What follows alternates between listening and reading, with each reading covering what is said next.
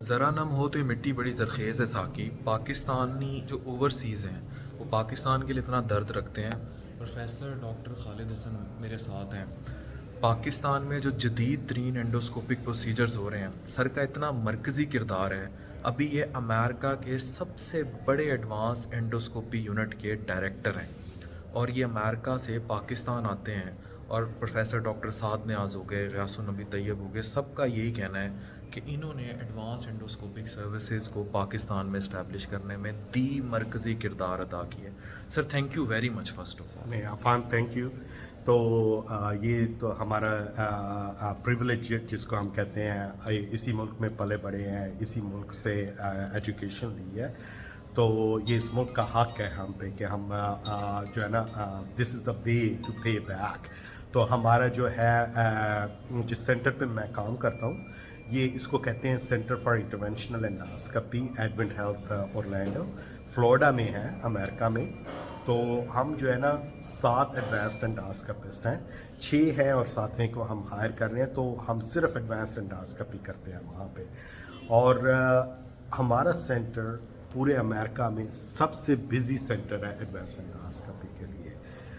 تو وہاں پہ ریسرچ بھی ہوتی ہے، اور ہمارے پاس ٹریننگ فیلوز بھی ہیں۔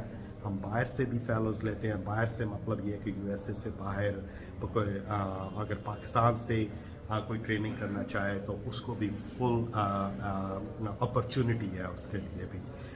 ہم نے انگلینڈ سے ہم نے ابھی ایک پاکستانی اپنا لیا ہے جو اگلے سال ہم اس کو ٹرین کریں، تو it's a big opportunity and equal opportunity for every sir body. Pakistan country ہمیشہ ہمیں کچھ بیڈ ہی سننے کو مل رہا ہوتا ہے۔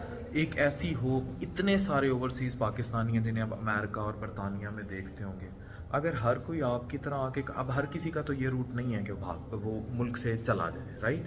آپ لوگ وہاں سیٹل ہوئے اور سیٹل ہو کے ڈیلیور کیا۔ اب لوگ ڈنکیاں بھی لگاتے ہیں، ان کا ہوتا ہے بس کسی طریقے نکلو، بے شک وہاں جا کے پیٹرول پمپ پہ لگ جاؤ۔ اب آپ کو میں ٹیکنیکلی یہ کہوں گا کہ کوئی ملک سے آپ لوگوں کی حب الوطنی اتنی زیادہ ہے کہ یہ نہیں کہ آپ لوگ ملک سے چلے گئے، آپ لوگ وہاں گئے، آپ نے سیکھا، and you are there but you are delivering in Pakistan. اس کو کیسے ڈیفائن کریں؟